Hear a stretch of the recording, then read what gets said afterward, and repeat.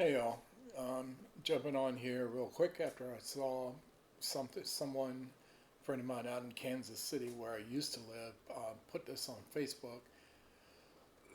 Excuse me, but it's all over YouTube as well, and I'm sure it's on other platforms like Blue Sky, Instagram, and X, and some other platforms.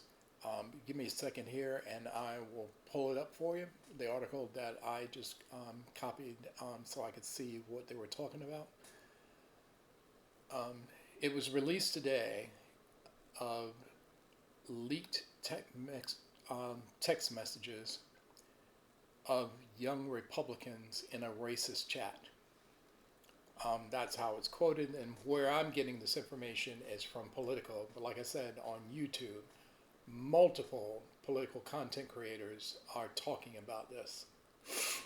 And so, particularly on the day of the supposed honoring of Charlie Kirk, um, which I did not do. There's also a video of the honoring of him at the White House, and that was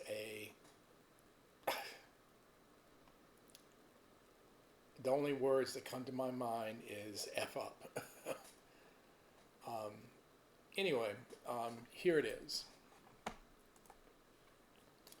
This is from Political, and I will link this in this video. I love Hitler. Leaked red messages exposed young Republicans' racist chat.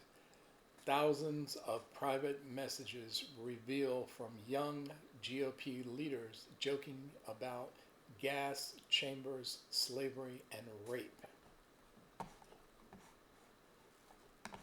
And here we go. And this was done today about 1:15 p.m. this afternoon from Jason Bieferman and Emily Nago. And they talking about William Hendricks, the Kansas Young Republicans vice chair, used the words, I'm just going to say it, used the words nigga and Inga, various of a racial slur, more than a dozen times in the chat. Bobby Walker, the chair of the New York State Young Republicans at the time, referred to rape as epic. Peter Gianna, who at the time was chair of the same organization, wrote in a message sent in June that everyone that votes no is going to the gas chamber. Diana, so sorry if I'm mispronouncing it, was referring to an upcoming vote on whether he should become chair of the Young Republican National Federation, the GOP's 15,000 member political organization for Republicans between 18 and 40. I'm going to create some of the greatest physiological torture methods known to man. We only want true believers, he continued. Two members in the chat responded. And here's that chat. Everyone that votes no is going to the gas chamber, and everyone that endorses but then votes for us is going to the gas chamber. When do we start bullying, dude? We have a solid 3 people who can probably have them want to jump. If they vote for us, why would they be gassed? When do we bring that side out? I'm going to create some of the greatest philosophy, so on and so on.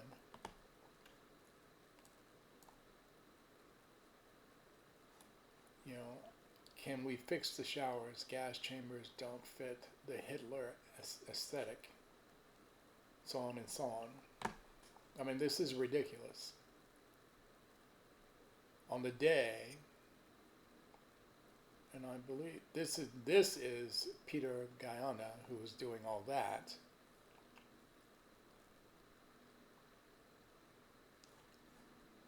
And like I said, and then of course, the group chat members spoke frequently about the pressure to kowtow to Trump to avoid being called a rhino. And of course, rhino, R-I-N-O, means Republican in name only.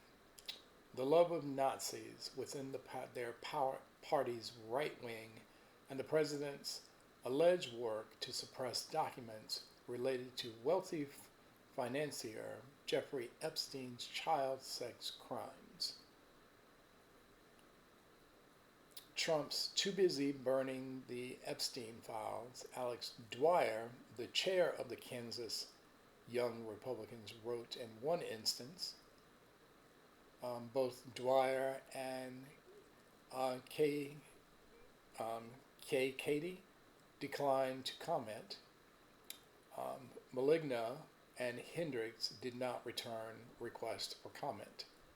But some involved in the chat did respond quickly.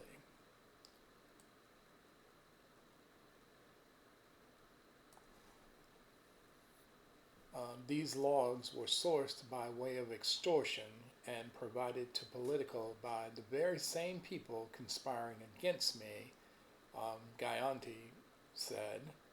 What's most disheartening is that despite my unwavering support of President Trump since 2016, rogue, misspelled, members of his administration, including Gavin Wax, have participated in this conspiracy to ruin me publicly simply because I challenged them privately. Wax, a staffer in Trump's State Department, formerly led the New York Young Republican Club, a separate city-based group that is at odds with the state organization, the New York State Young Republicans. He declined to comment. So, I can draw a line from these chats, these organizations, to Turning Point USA, formerly led by Charlie Kirk. If you look at my video about Charlie Kirk, I'm not smearing him, I'm not. But he openly said so much about the same thing, the same type of language, stirring the pot, flaming the embers. And these are the people that are going to be the new Republicans. There's a word for them from my mom's generation. Dixiecrats. Look that up. Look that up. Dixiecrats. So I just wanted to jump in here. Today is October the 14th. 4 days from No Kings Saturday, which is October the 18th. I have some meetings and some things that I have to be at too, so I won't be protesting, but I will be watching. I will be streaming it if I can on my YouTube channel, and I know other people that I know will be streaming it on Facebook, on Instagram, on all platforms. The Republicans keep saying that they're not playing. If Donald Trump is looking at this video, if Pam Bondi is looking at this video, if Kash Patel is looking at this video, if Pete Hegseth is looking at this video, or anybody else on his cabinet, understand this. I'm not playing either. I'm not. I'm only one person, but I'm one person in a course of people that are going to get rid of you in the 2028 elections. But we're going to start in the 2026 elections. Hashtag elections have consequences. And I'm starting with my own state because now my legislature has announced that they are going to redraw the maps like Texas did and Missouri to create a new Republican district to save the Republican power of the House. Do you know what that means? For anyone, and I always say this, and I don't care. I don't care if this offends anybody. This means that anybody who votes that is not straight, white, and male in the state of North Carolina, in a particular, depending on where the district is going to be, will be disenfranchised. Disenfranchised. Usually when we talk about disenfranchised or voter suppression, we usually talk about the African American vote. But it's not just about the African American vote. The LGBT vote, including the trans vote, women, seniors.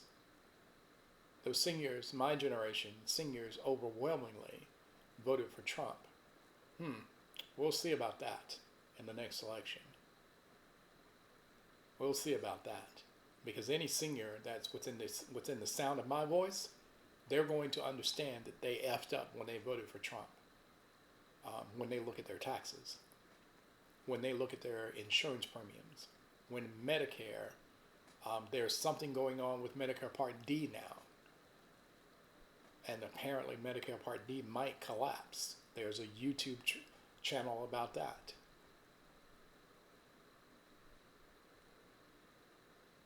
I'll remind you as I wrap up this video that we live in a constitutional republic type of democracy, not a theocracy. I'm looking at you, Christian nationalists. Christian nationalists, for the most part, have nothing to do with Christianity. Just because you call yourself that doesn't mean you are. You can talk the talk, but Christian nationalists never walk the walk. Christian nationalism is just another name for white supremacy. But I'm not going to get it twisted either, because I said in another video, the African American or black leg of Turning Point USA, which was created by Candace Owens in 2018, and then merged with Turning Point USA, called Blexic. They are now going on HBCU's campuses.